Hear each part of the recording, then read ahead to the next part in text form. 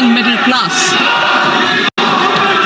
Together, we embark on a journey to unlock our nation's tremendous potential for greater prosperity and global positioning under the leadership of Honorable Prime Minister Shri Narendra Modi.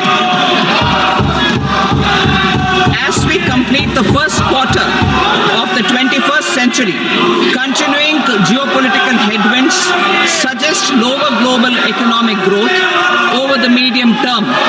However, our aspiration for a Vikasit Bharat inspires us, and the transformative work we have done during our government's first 2 terms guides us to march forward resolutely.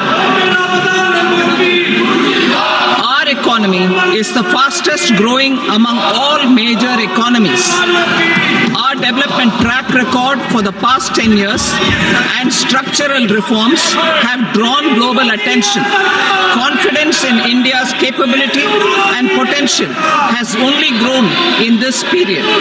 We see the next 5 years as a unique opportunity to realize Sabka Vikas, stimulating balanced growth of all regions. The great Telugu poet and playwright Gurujada Apparao had said, "Deshamante matti kadoy, deshamante manushuloy," meaning a country is not just its soil, a country is its people. In line with this, for us, Vikasit Bharat encompasses zero poverty, 100% quality good school education, access to high quality, affordable and comprehensive health care, 100% skilled labor with meaningful employment, 70% women in economic activities, and farmers making our country the food basket of the world. In this budget, the proposed development measures span 10 broad areas, focusing on Garib, Youth, Annadata and Nari, spurring agricultural growth and productivity, building rural prosperity and resilience, taking everyone together on an inclusive growth path, boosting manufacturing and furthering Make in India, supporting MSMEs, enabling employment-led development, investing in people, economy and innovation, securing energy supplies, promoting exports and nurturing innovation. For this journey of development, our 4 powerful engines are agriculture, MSME, investments and exports. The fuel, our reforms, our guiding spirit, inclusivity, and the destination, Vikasit Bharat. This budget aims to initiate transformative reforms across 6 domains. During the first 5 years, these will augment our growth potential and global competitiveness. The domains are taxation, power sector, urban development, mining, financial sector, and regulatory reforms. Agriculture as the first engine. Now I move to specific proposals, beginning with agriculture as the first engine.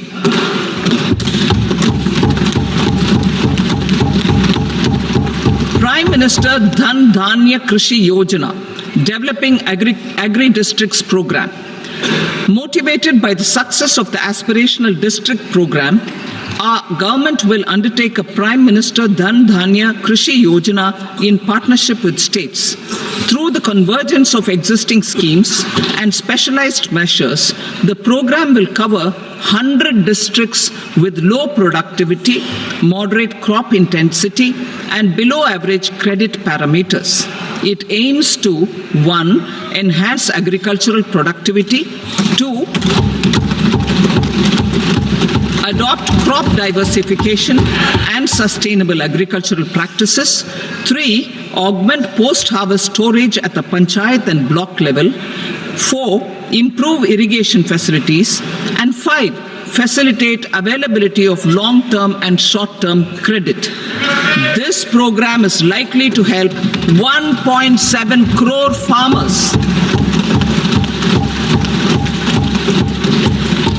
Building rural prosperity and resilience. A comprehensive multi-sectoral rural prosperity and resilience program will be launched in partnership with the states.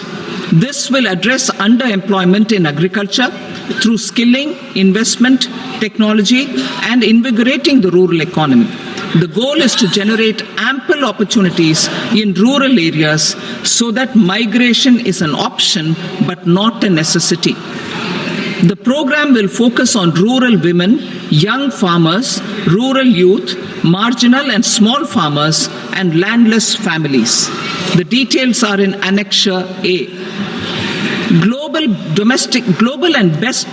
Domestic best practices will be incorporated, and appropriate technical and financial assistance will be sought from multilateral development banks. In phase 1, 100 developing agri-districts will be covered.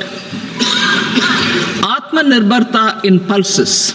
Our government is implementing the National Mission for Edible Oilseed for achieving Atmanirbharta in edible oils. Our farmers have the capability to grow enough for our needs and more.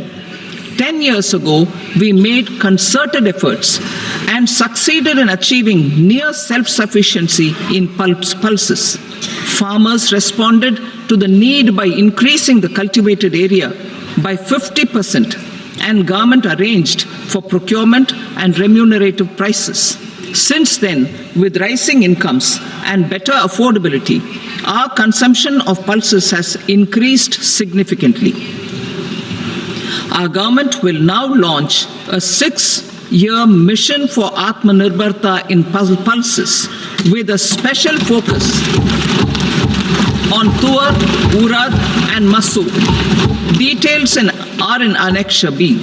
Central agencies such as NAFED and NCCF will be ready to procure these 3 pulses as much as offered during the next 4 years from farmers who register with these agencies and enter into agreements. Comprehensive program for vegetables and fruits. It is encouraging that our people are increasingly becoming aware of their nutritional needs. It is a sign of a society becoming healthier. With rising income levels, the consumption of vegetables, fruits, and Shri Anna is increasing significantly. A comprehensive program to promote production, efficient supplies, processing, and remunerative prices for farmers will be launched in partnership with the states. Appropriate institutional mechanisms for implementation and participation of farmer producer organizations and cooperatives will be set up. Makhana Board in Bihar. For this, there is a special opportunity for the people of Bihar. A Makhana Board will be established in the state to improve production, processing, value addition, and marketing of makhana. The people engaged in these activities will be organized into FPOs. The board will provide hand-holding and training support to makhana farmers and will also work to ensure they receive the benefits of all relevant government schemes. A national mission on high-yielding seeds will be launched, aimed at 1. Strengthening research ecosystem, 2. Targeted development and propagation of seeds with high yield, pest resistance, and climate resilience, and 3. Commercial availability of more than 100 seed varieties released since July 2024. India ranks 2nd largest globally in fish production and aquaculture. Seafood exports are valued at 60,000 crore rupees.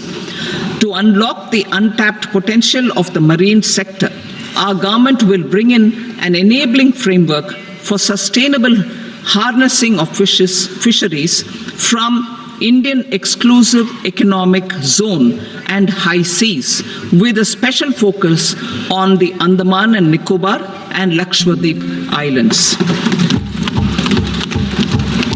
For the benefit of lakhs of cotton growing farmers, I am pleased to announce a mission for cotton productivity. This 5-year mission will facilitate significant improvements in productivity and sustainability of cotton farming and promote extra long staple cotton varieties. The best of science and technology support will be provided to farmers. Aligned with our integrated 5F vision for the textile sector, this will help in increasing incomes of the farmers and ensure a steady supply of quality cotton for rejuvenating India's traditional textile sector.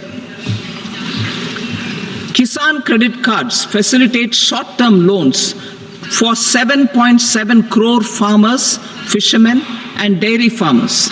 The loan limit under modified interest subvention scheme will be enhanced from 3 lakh rupees to 5 lakh rupees for loans taken through the KCC. For Atmanirbharta in urea production, our government had reopened 3 dormant urea plants in the eastern region.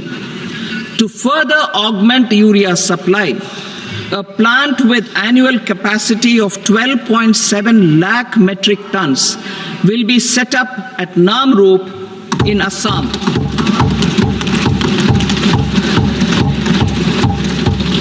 India Post, with 1.5 lakh rural post offices, complemented by the India Post Payment Bank and a vast network of 2.4 lakh Dak Sevaks, will be repositioned to act as a catalyst for the rural economy.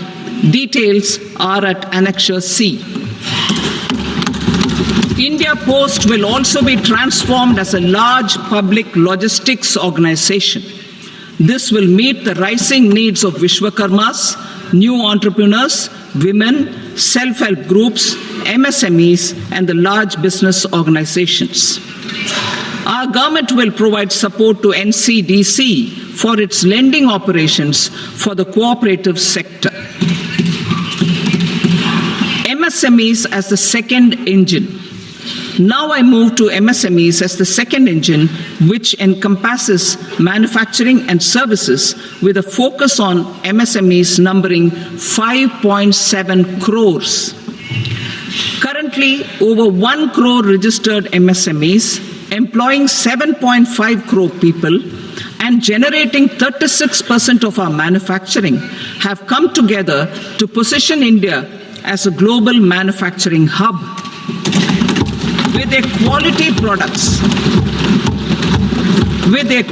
products, these MSMEs are responsible for 45% of our exports. To help them achieve higher efficiencies of scale, technological upgradation, and better access to capital, the investment and turnover limits for classification of all MSMEs will be enhanced to 2.5 and 2 times respectively. This will give them the confidence to grow and generate employment for our youth. The details are given in Annexure D. To improve access to credit, the credit guarantee cover will be enhanced. First, for micro and small enterprises from 5 crore to 10 crore rupees, leading to additional credit of 1.5 lakh crores in the next 5 years. Second, for startups from 10 crore rupees to 20 crore rupees, with the guarantee fee being moderated to 1% for loans in 27 focus sectors which are important for Atmanirbhar Bharat. And for well-run exporter MSMEs, for term loans up to 20 crore rupees. Also for the micro enterprises, we will introduce customized credit cards with a 5 lakh rupee limit for micro enterprises registered on Udyam portal.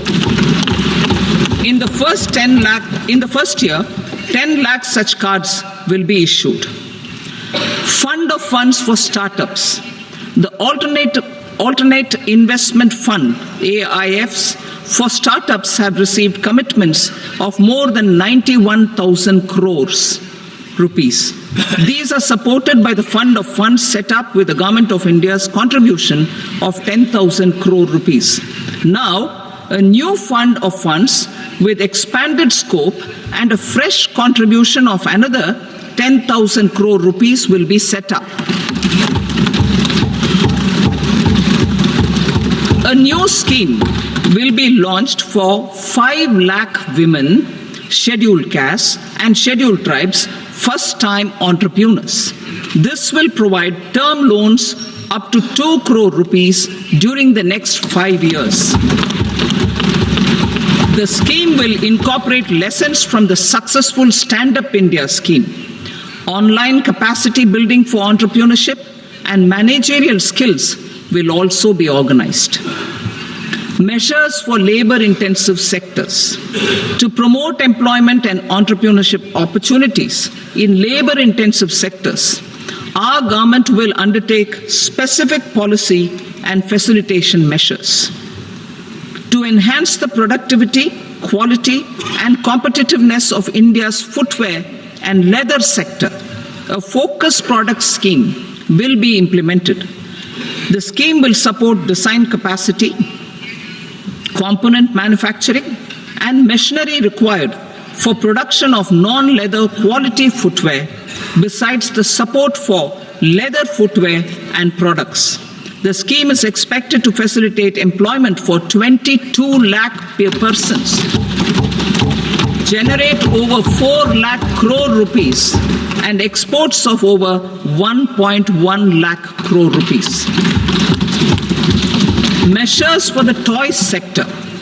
Building on the National Action Plan for Toys, we will implement a scheme to make India a global hub for toys. The scheme will focus on development of clusters, skills, and a manufacturing ecosystem that will create high-quality, unique, innovative, and sustainable toys that will represent the Made in India brand. Support for food processing. In line with our commitment towards Purvodaya, we will establish a National Institute of Food Technology, Entrepreneurship, and Management in Bihar. The institute will provide a strong fillip to food processing activities in the entire eastern region. This will result in 1. Enhanced income for the farmers through value addition to their produce, and 2. Skilling entrepreneurship and employment opportunities for the youth. Manufacturing mission, furthering Make in India. Our government will set up a national manufacturing mission covering small, medium, and large industries for furthering Make in India by providing policy support, execution roadmaps, governance, and monitoring framework for central ministries and states. Details are in Annexure E. Given our commitment to climate-friendly development, the mission will also support clean tech manufacturing. This will aim to improve domestic value addition and build our ecosystem for solar PV cells, EV batteries, motors and controllers, electrolyzers, wind turbines, very high voltage transmission equipment, and grid scale batteries. Investment as the third engine. Now I move to investment as the third engine, which encompasses investing in people, investing in the economy, and investing in innovation. Investing in people. Saksham Anganwadi and Poshan 2.0. Saksham Anganwadi and Poshan 2.0 program provides nutritional support to more than 8 crore children, 1 crore pregnant women and lactating mothers all over the country, and about 20 lakh adolescent girls in aspirational districts and the Northeast region. The cost norms for these nutritional support will be enhanced appropriately. Atal Tinkering Labs. 50,000 Atal Tinkering Labs will be set up in government schools in the next 5 years to cultivate the spirit of curiosity and innovation and foster a scientific temper among young minds. Broadband connectivity to government secondary schools and PHCs. Broadband connectivity will be provided to all government secondary schools and primary health centers in rural areas under the BharatNet project. Bharatiya Bhasha Pustak Scheme. We propose to implement a Bharatiya Bhasha Pustak scheme to provide digital form Indian language books for schools and for higher education. This aims to help students understand their subjects better and in their language. National Centers of Excellence for Skilling. Building on the initiative announced in the July 24 budget, 5 national centers of excellence for skilling will be set up with global expertise and partnerships to equip our youth with the skills required for Make for India, Make for the World manufacturing. The partnership will cover curriculum design, training of trainers, and a skills certification framework and periodic reviews. Expansion of capacity in IITs. Total number of students in 23 IITs has increased 100% from 65,000 to 1.35 lakh in the past 10 years.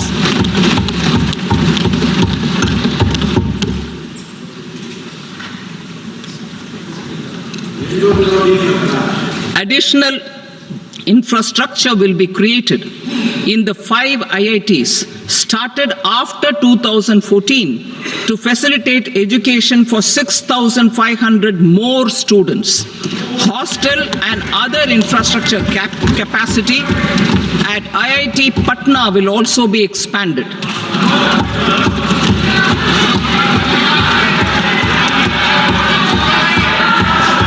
Center of Excellence.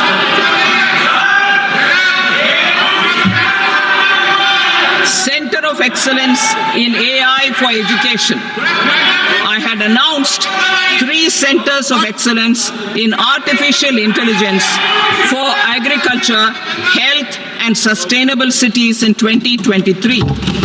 Now a center of excellence in artificial intelligence for education will be set up with a total outlay of 500 crores. Expansion of medical education. Our government has added almost 1.1 lakh undergraduate and postgraduate medical education seats in 10 years, an increase of 130%. In the next year, 10,000 additional seats will be added in medical colleges and hospitals towards the goal of adding 75,000 seats in the next 5 years. Daycare cancer centers in all district hospitals. Our government will facilitate setting up of daycare cancer centers in all district hospitals in the next 3 years. 200 centers will be established in 25-26 itself. Strengthening urban livelihoods. Our government has been giving priority to assisting urban poor and vulnerable groups. A scheme for socio-economic upliftment of urban workers will be implemented to help them improve their incomes, have sustainable livelihoods, and a better quality of life. PM Swanidhi scheme has benefited more than 68 lakh street vendors, giving them respite from high-interest informal sector loans. Building on this success, the scheme will be revamped with enhanced loans from banks, UPI-linked credit cards with 30,000 rupees limit, and capacity building support. Social Security Scheme for welfare of online platform workers. Gig workers of online platforms provide great dynamism to the new age services economy. Recognizing their contribution, Our government will arrange for their identity cards and registration on the e-Shram portal. They will be provided healthcare under PM Jan Arogya Yojana. This measure is likely to assist nearly 1 crore gig workers.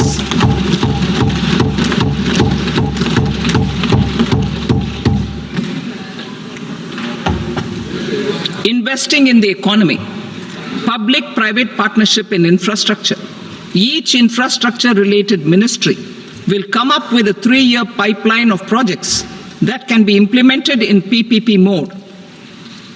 States will also be encouraged to do so and can seek support from the India Infrastructure Project Development Fund, which is a scheme to prepare PPP proposals. Support to states for infrastructure. An outlay of 1.5 lakh crore is proposed for the 50-year interest-free loans to states for capital expenditure and incentives for reforms. Building on the success of the first asset monetization plan announced in 2021, the second plan for 2025 to 30 will be launched to plow back capital of 10 lakh crore in new projects. Regulatory and fiscal measures will be fine-tuned to support the plan. Jal Jeevan Mission. Since 2019, 15 crore households, representing 80% of India's rural population, have been provided access to portable tap water connections. To achieve 100% coverage, I am pleased to announce the extension of this mission until 2028 with an enhanced total outlay. The mission's focus will be on the quality of infrastructure and O&M of rural piped water supply schemes through Jan Bhagidari. A separate MOU or separate MOUs will be signed with the states and union territories to ensure sustainability and citizen-centric water services delivery. Urban sector reforms. Building on the July budget proposals, urban sector reforms related to governance, municipal services, urban land and planning will be incentivized. Urban Challenge Fund. The government will set up an urban challenge fund of 1 lakh crore rupees to implement the proposals for cities as growth hubs, creative redevelopment of cities, and for water and sanitation purposes announced in the July budget. This fund will finance up to 25% of the cost of bankable projects, with a stipulation that at least 50% of the cost is funded from bonds, bank loans, and PPPs. An allocation of 10,000 crore is proposed in 2025-26. Power sector reforms.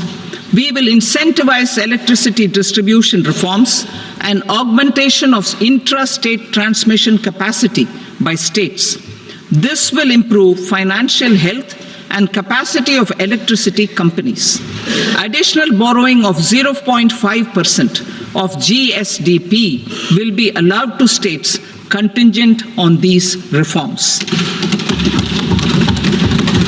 Nuclear energy mission for Vikasit Bharat. Development of at least 100 gigawatt of nuclear energy by 2047 is essential for our energy transition efforts. For an active partnership with the private sector towards this goal, amendments to the Atomic Energy Act and the Civil Liability for Nuclear Damage Act will be taken up.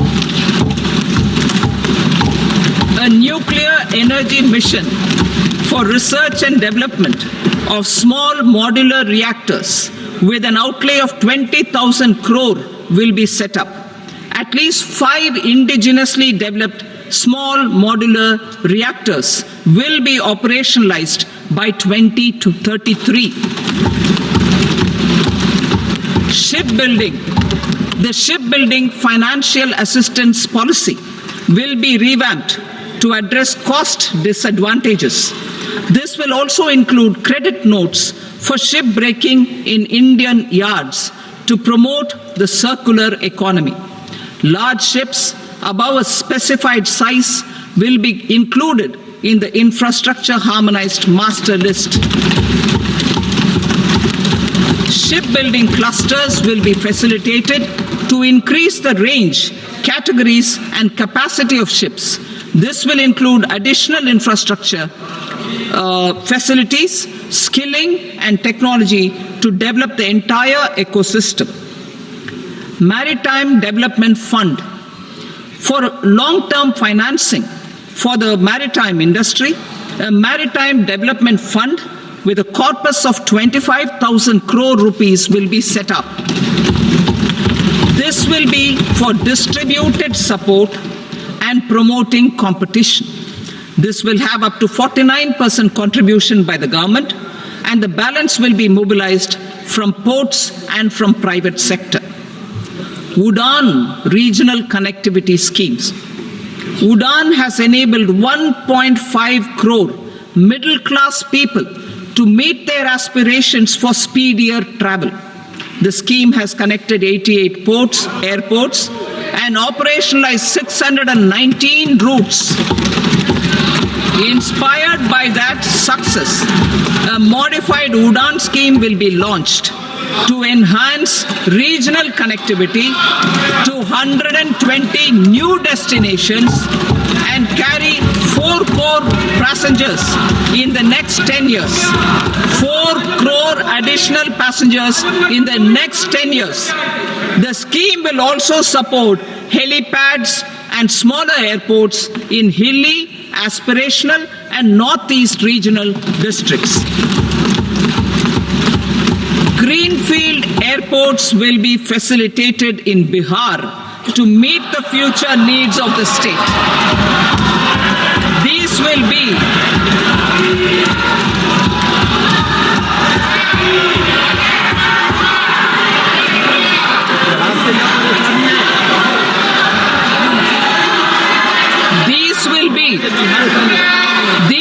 be in addition to the expansion of the capacity of Patna Airport and a brownfield airport in Beta.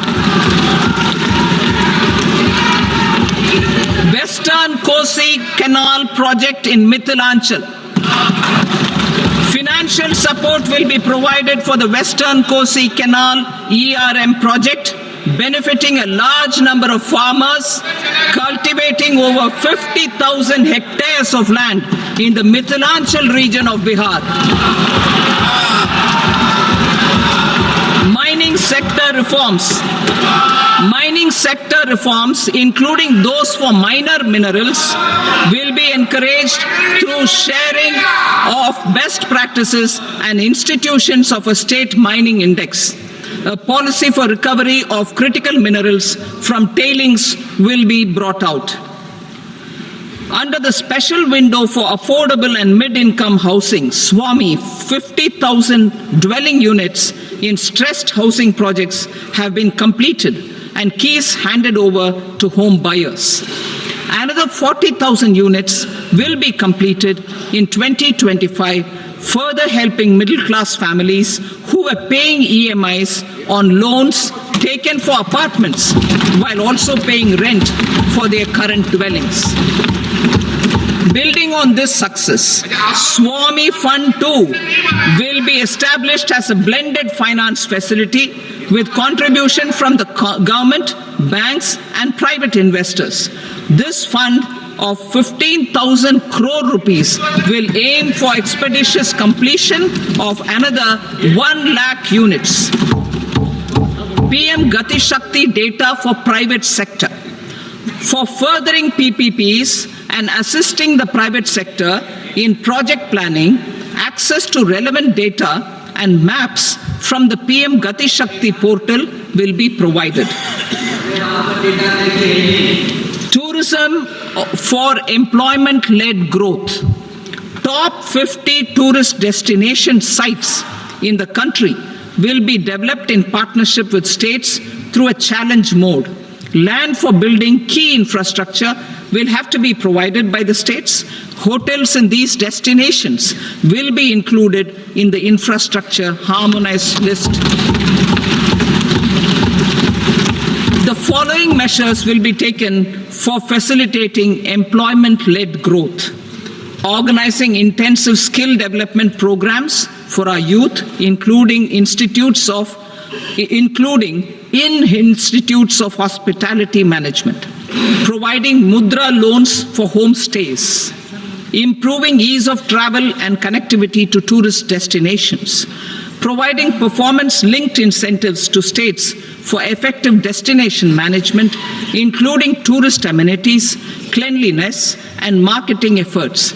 And introducing streamlined e-visa facilities along with visa fee waivers for certain tourist groups. Continuing with the emphasis on places of spiritual and religious significance in the July budget, there will be a special focus on destinations related to the life and times of Lord Buddha. Medical tourism and heal in India. Medical tourism and heal in India will be promoted in partnership with the private sector along with capacity building and easier visa norms. Investing in innovation. To implement private sector-driven research, development and innovation initiatives announced in the July budget, I am now allocating 20,000 crore rupees for this purpose. A deep tech fund of funds will also be explored to catalyze the next generation startups as a part of this initiative. In the next 5 years, under the PM Research Fellowship Scheme, we will provide 10,000 fellowships for technological research in IITs and IISc with enhanced financial support. The second gene bank with 10 lakh germplasm lines will be set up for future food and nutritional security. This will provide conservation support to both public and private sectors for genetic resources. We will start a national geospatial mission to develop foundational geospatial infrastructure and data.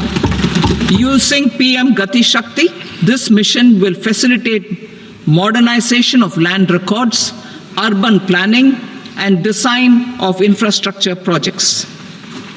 A Gyan Bharatam mission for survey, documentation, and conservation of our manuscript heritage with academic institutions, museums, libraries, and private collectors will be undertaken to cover more than 1 crore manuscripts.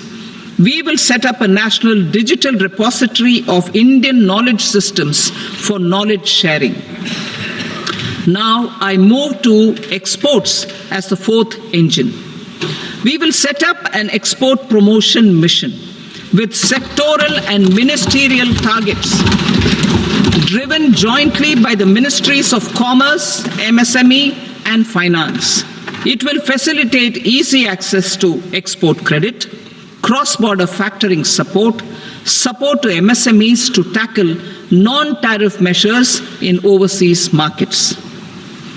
A digital public infrastructure, Bharat Trade Net, for international trade will be set up as a unified platform for trade documentation and financing solutions. This will complement the Unified Logistics Interface platform. The BTN will be aligned with international practices. Support will be provided to develop domestic manufacturing capacities for our economy's integration with global supply chains. Sectors will be identified based on objective criteria. Facilitation groups with participation of senior officers and industry representatives will be formed for select products and supply chains. Through this, there are huge opportunities related to Industry 4.0, which needs high skills and talent. Our youth have both. Our government will support the domestic electronic equipment industry to leverage this opportunity for the benefit of our youth. A national framework will be formulated as guidance to states for promoting global capability centers in emerging Tier 2 cities. This will suggest measures for enhancing availability of talent and infrastructure, building bylaw reforms, and mechanisms for collaboration with industry. Our government will facilitate upgradation of infrastructure and warehousing for air cargo, including high-value perishable horticultural produce. Cargo screening and customs protocol will be streamlined and made user-friendly. Reforms as the fuel. Over the past 10 years, our government has implemented several reforms for convenience of taxpayers, such as faceless assessment, 2, taxpayer charter, 3, faster returns, 4, almost 99% returns being on self-assessment, and 5, Vivad Se Vishwas scheme.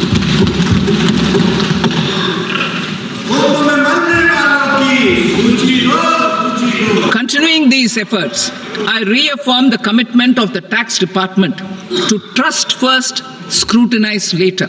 I also propose to introduce the new income tax bill next week. I will detail the indirect tax reforms and changes in direct taxes in Part B. Financial sector reforms.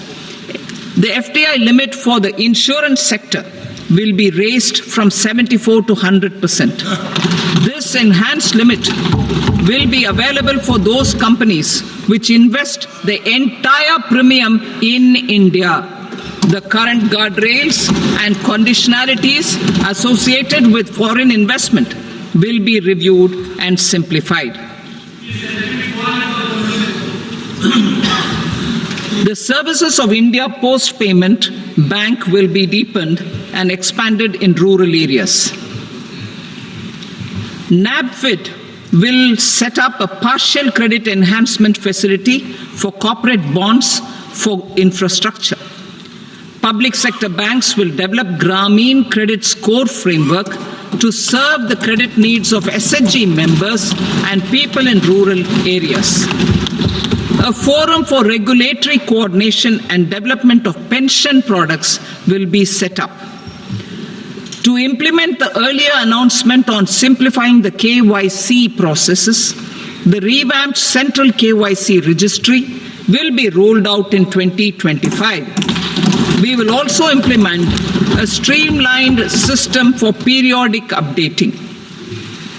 Requirements and procedures for speedy approval of company mergers will be rationalized. The scope for fast-track mergers will also be widened and the process made simpler. As proposed in the interim budget, we signed bilateral investment treaties with 2 countries in 2024 to encourage sustained foreign investment, and in the spirit of First Develop India, the current model BIT will be revamped and made more investor-friendly. In the last 10 years, in several aspects, including financial and non-financial, our government has demonstrated a steadfast commitment to ease of doing business. We are determined to ensure that our regulations must keep up with technological innovations and global policy developments. A light-touch regulatory framework based on principles and trust will unleash productivity and employment. Through this framework, we will update regulations that were made under old laws. To develop this modern, flexible, people-friendly, and trust-based regulatory framework appropriate for the 21st century, I propose 4 specific measures. A high-level committee for regulatory reforms will be set up for a review of all non-financial sector regulations, certifications, licenses, and permissions. The committee will be expected to make recommendations within a year. The objective is to strengthen trust-based economic governance and take transformational measures to enhance ease of doing business, especially in matters of inspection and compliances. States will be encouraged to join in this endeavor. An investment friendliness index of states will be launched in 2025 to further the spirit of competitive, cooperative federalism. Under the Financial Stability and Development Council, a mechanism will be set up to evaluate impact of the current financial regulations and subsidiary instructions. It will also formulate a framework to enhance their responsiveness and development of the financial sector. In the Jan Vishwas Act 2023, more than 180 legal provisions were decriminalized. Our government will now bring up the Jan Vishwas Bill 2.0 to decriminalize more than 100 provisions in various laws. I now move to fiscal policy. In the July budget, I had committed to staying the course for fiscal consolidation.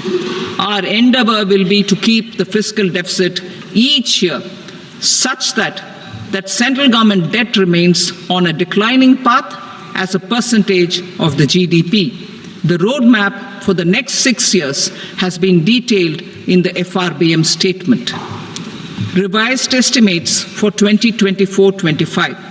The revised estimate of the total receipts other than borrowings is 31.47 lakh crore rupees, of which the net tax receipts are 25.57 lakh crore rupees.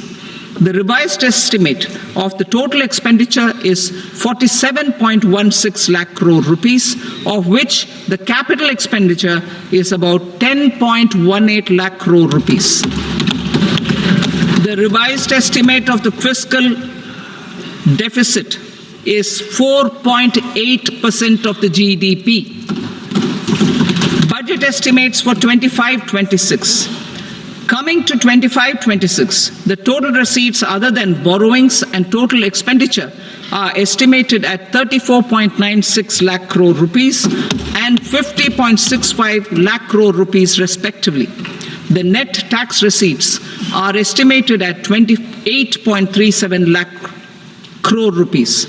The fiscal deficit is estimated to be 4.4% of GDP. To finance the fiscal deficit, the net market borrowings from dated securities are estimated at 11.54 lakh crore. The balance financing is expected to come from small savings and other sources. The gross market borrowings are estimated at 14.82 lakh crore rupees. I will now move to Part B.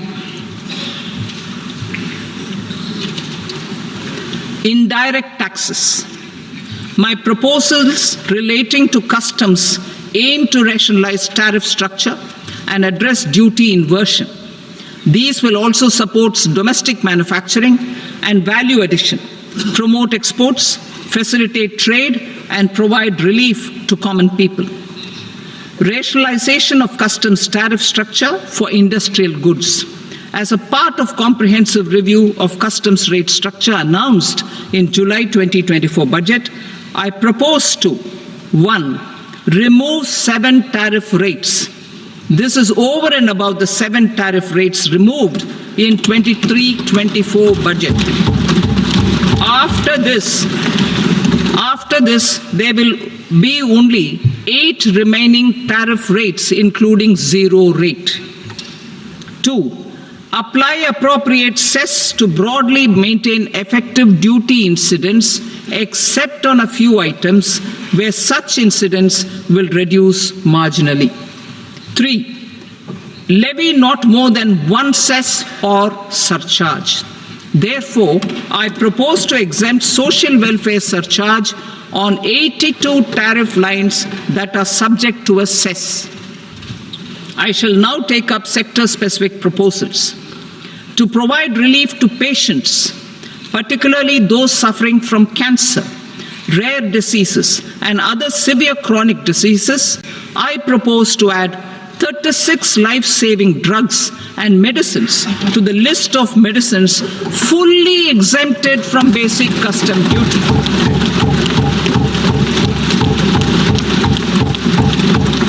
I also propose to add 6 life-saving medicines to the list attracting concessional custom duty of 5%. Full exemption and concessional duty will also respectively apply on the bulk drugs for manufacture of the above.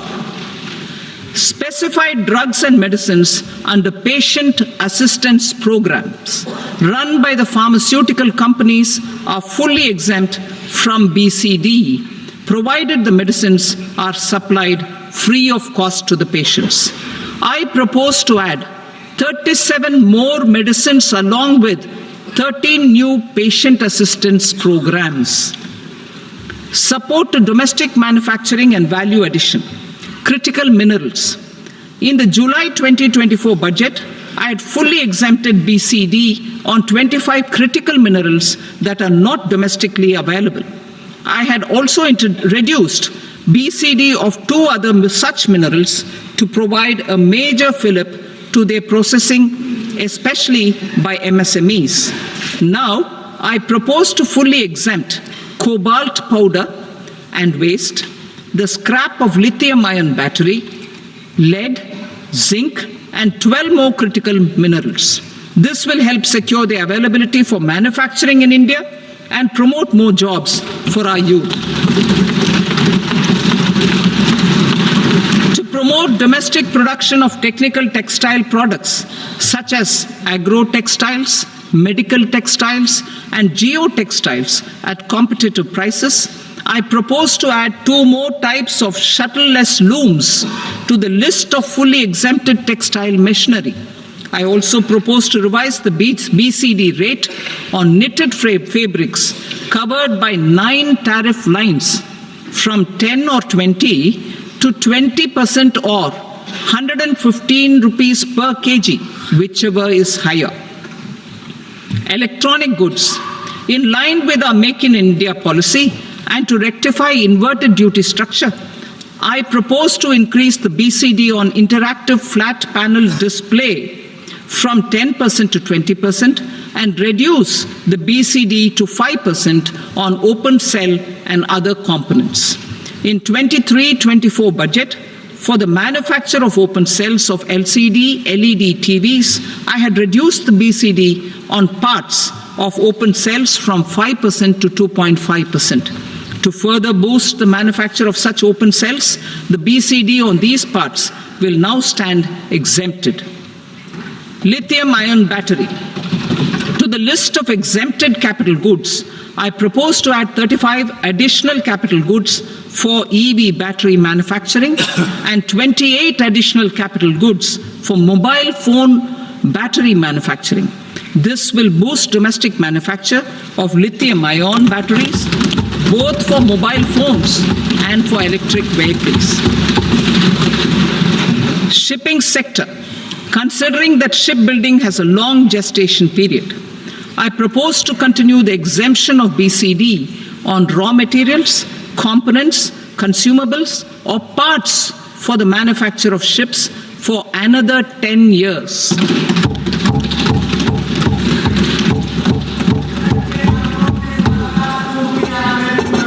I also propose the same dispensation for shipbreaking to make it more competitive. Telecommunication. To prevent classification disputes, I propose to reduce the BCD from 20% to 10% on carrier-grade Ethernet switches to make it at par with non-carrier-grade Ethernet switches. Export promotion. To facilitate exports of handicrafts, I propose to extend the time period for export from 6 months to 1 year, further extendable by another 3 months if required. I also propose to add 9 items to the list of duty-free inputs. Leather sector. I propose to fully exempt BCD on wet blue leather to facilitate imports for domestic value addition and employment. I also propose to exempt crust leather from 20% export duty to facilitate exports by small tanners. Marine products. To enhance India's competitiveness in the global seafood market, I propose to reduce BCD from 30% to 5% on frozen fish paste, surimi, for manufacture and export of its analog products. I also propose to reduce BCD from 15% to 5% on fish hydrolysates for manufacture of fish and shrimp feed. In July 2024 budget, to promote development of domestic MROs for aircraft and ships, I had extended the time limit for export of foreign origin goods that were imported for repairs from 6 months to 1 year and further extendable by 1 year. I now propose to extend the same dispensation for railway goods. Time limit for provisional assessment. Presently, the Customs Act 1962 does not provide any time limit to finalize provisional assessments, leading to uncertainty and cost to trade. As a measure of promoting ease of doing business, I propose to fix a time limit of 2 years, extendable by a year, for finalizing the provisional assessment. I propose to introduce a new provision that will enable importers or exporters, after clearance of goods, to voluntarily declare material facts and pay duty with interest but without penalty. This will incentivize voluntary compliance. However, this will not apply in cases where department has already initiated audit or investigation proceedings. For industry to better plan their imports, I propose to extend the time limit for the end use of imported inputs in the relevant rules from 6 months to 1 year. This will provide operational flexibility in view of cost and uncertainty of supply. Further, such importers will now have to file only quarterly statements instead of a monthly statement.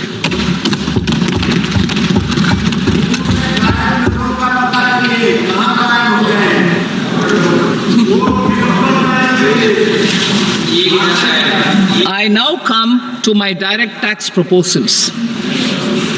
In Part A, I have briefly underlined taxation reforms as one of key reforms to realize our vision of Vikasit Bharat.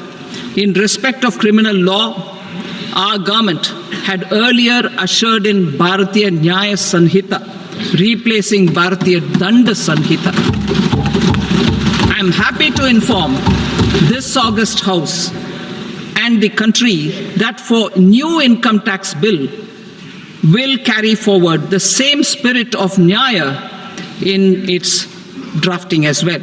The new bill will be clear and direct in text, with close to half of the present law in terms of both chapters and words. It will be simple to understand for taxpayers and tax administrators, leading to tax certainty and reduced litigation. Reforms, however, are not a destination. They are means to achieve good governance for our people and economy. Providing good governance primarily involves being responsive. The Tirukural captures this in verse 542, which reads, "Va nokki vaazhum ulagallam, mannavan kol nokki vaazhum kudi," meaning, just as the living beings live expecting rains, citizens live expecting good governance. Our government is committed to keeping an ear to the ground and a finger on the pulse and responding while balancing our national building efforts. While balancing our nation building efforts, the following measures will detail just how our government will, under the guidance of PM Modi, has taken steps to understand and address. I repeat that sentence, sir. The following measures will detail just how our government, under the guidance of PM Modi, has taken steps to understand and address the needs voiced by our citizens. My tax proposals are guided by this spirit. The objectives of my proposals are as follows. Personal income tax reforms with special focus on middle class. Rationalization of TDS and TCS for easing difficulties. Encouraging voluntary compliance. Reducing compliance burden. Ease of doing business, employment and investment. I will come to my proposal on personal income tax towards the end. TDS and TCS, rationalization for easing difficulties. I propose to rationalize tax deduction at source, TDS, by reducing the number of rates and thresholds above which TDS is deducted. Further, threshold amounts for tax deduction will be increased for better clarity and uniformity. The limit for tax deduction on interest for senior citizens is being doubled from the present 50,000 rupees to 1 lakh rupees. Similarly, the annual limit of 2.40 lakh rupees for TDS on rent is being increased to 6 lakh rupees. This will reduce the number of transactions liable to TDS, thus benefiting small taxpayers receiving small payments. The threshold to collect tax at source, the TCS, on remittances under RBI's liberalized remittance scheme, the LRS, is proposed to be increased from 7 lakh to 10 lakhs. I also propose to remove TCS on remittances for education purposes, where such remittances is out of a loan taken from a specified financial institution. Both TDS and TCS are being applied on any transaction related to sale of goods. To prevent such compliance difficulties, I propose to omit the TCS. I also propose that the provisions of the higher TDS deduction will now apply only in non-PAN cases. In July 2024, the delay for payment of TDS up to the due date of filing statement was decriminalized. I propose to provide the same relaxation to TCS provisions as well. The government under the leadership of Prime Minister Modi believes in Sabka Saath, Sabka Vikas, Sabka Vishwas and Sabka Prayas. In line with this, we brought in updated return facility in 2022 for voluntary compliance by taxpayers who had omitted to report their correct income. Our trust in taxpayers was proved right. Nearly 90 lakh taxpayers voluntarily updated their incomes by paying additional tax. Taking this trust further, I now propose to extend the time limit to file updated returns for any assessment year from the current limit of 2 years to 4 years. I propose to reduce the compliance burden for small charitable trusts and institutions by increasing their period of registration from 5 years to 10 years.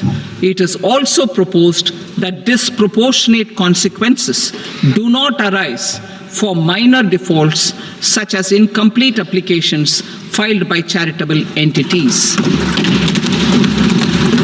Presently, taxpayers can claim the annual value of self-occupied properties as nil only on the fulfillment of certain conditions.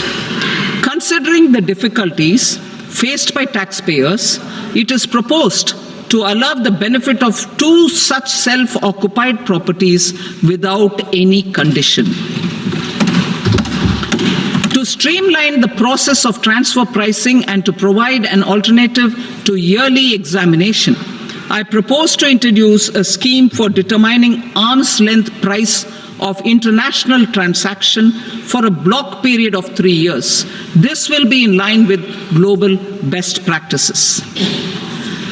With a view to reduce litigation and provide certainty in international taxation, the scope of safe harbor rules is being expanded. A number of senior and very senior citizens have very old national savings schemes accounts.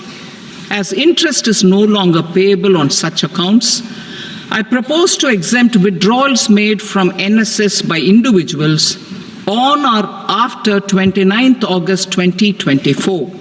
I am also proposing to allow similar treatment to NPS Vatsalya accounts as is available to normal NPS accounts subject to overall limits.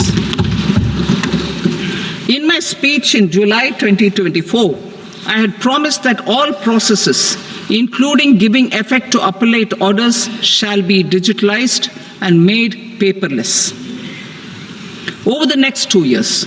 So I'm happy to announce that digitalization is being made operational now. In July 2024, we brought in the Vivad Se Vishwas scheme to resolve income tax disputes pending in appeal. The scheme has received a great response, with nearly 33,000 taxpayers having availed of the scheme to settle their disputes. I have a few proposals to promote investment and employment.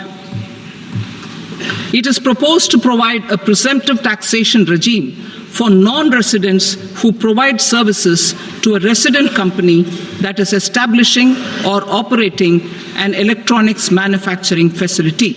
I further propose to introduce a safe harbor for tax certainty for non-residents who store components for supply to specified electronics manufacturing units.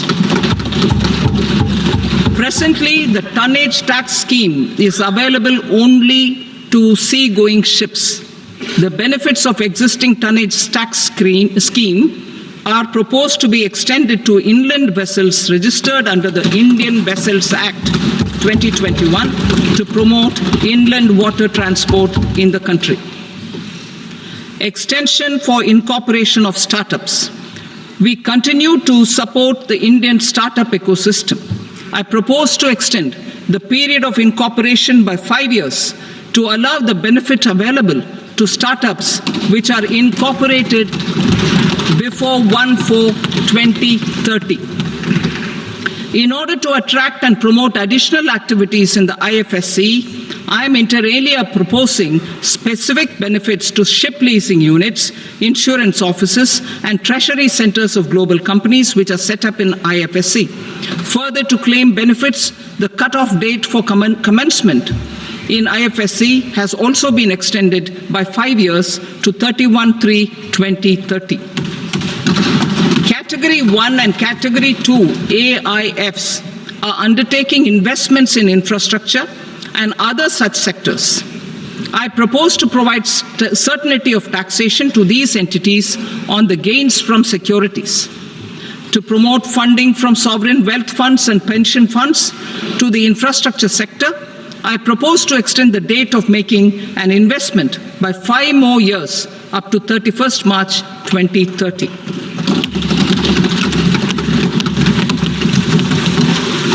Personal income tax reforms with special focus on middle class. Democracy, demography, and demand are the key support pillars in our journey towards Vikasit Bharat.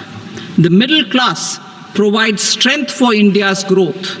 This government, under the leadership of Prime Minister Modi, has always believed in the admirable energy and ability of the middle class in nation building. In recognition of their contribution,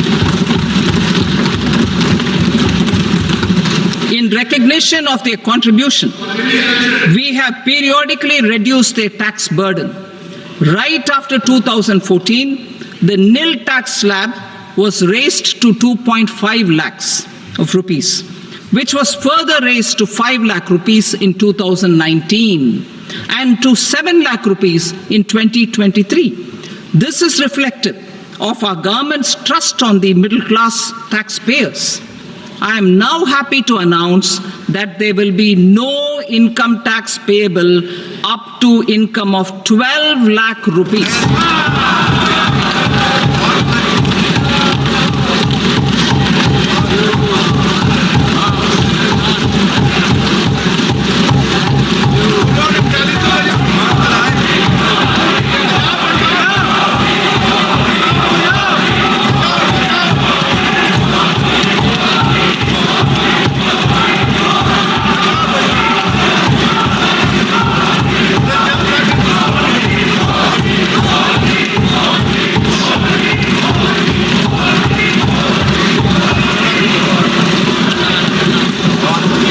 So, average income of 1 lakh per month other than the special rate income such as capital gains under the new regime. This limit will be 12.75 lakh for salaried taxpayers due to the standard deduction of 75,000.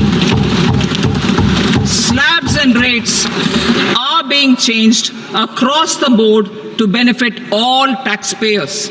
The new structure will substantially reduce the taxes of the middle class and leave more money in their hands, boosting household consumption, savings, and investment.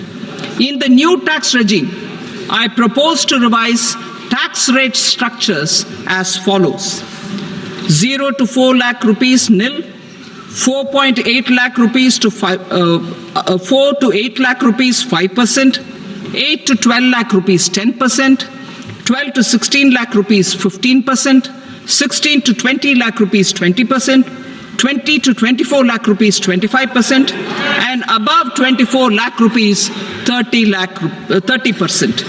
To taxpayers up to 12 lakh of normal income other than special rate income such as capital gains. I read that again. To taxpayers up to 12 lakh of income other than special rate income such as capital gains, tax rebate is being provided in addition to the benefit due to slab rate reduction in such a manner that there is no tax payable by them. The total tax benefit of slab rate changes and rebate at different income levels can be illustrated with a few examples. A taxpayer in the new regime with an income of 12 lakh rupees will get a benefit of 80,000 rupees in tax, which is 100% of tax payable as per the existing rates. A person having income of 18 lakh rupees will get a benefit of 70,000 rupees in tax. That is 30% of tax payable as per existing rates. A person with an income of 25 lakh gets a benefit of 1,10,000 rupees. That is 25% of his tax payable as per existing rates. Details of my tax proposals are given in the annexure. As a result of these proposals, Honorable Speaker, sir, revenue of about 1 lakh crore in direct taxes and 2,600 crores in indirect taxes will be foregone. Mr. Speaker, sir, with this, I commend the budget to this august House.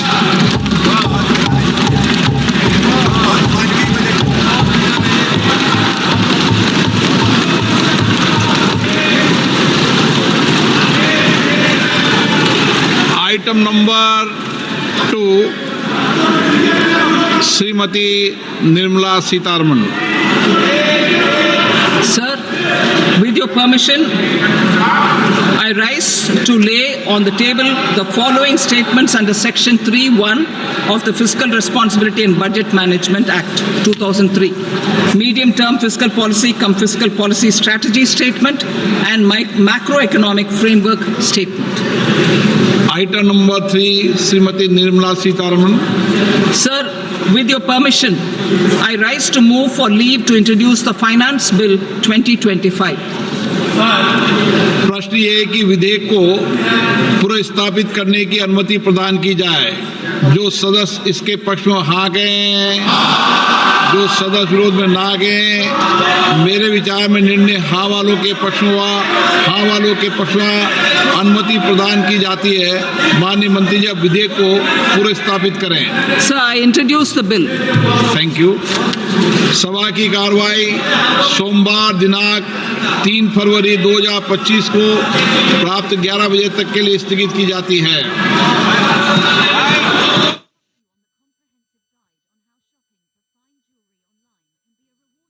Sitharaman वित्त मंत्री।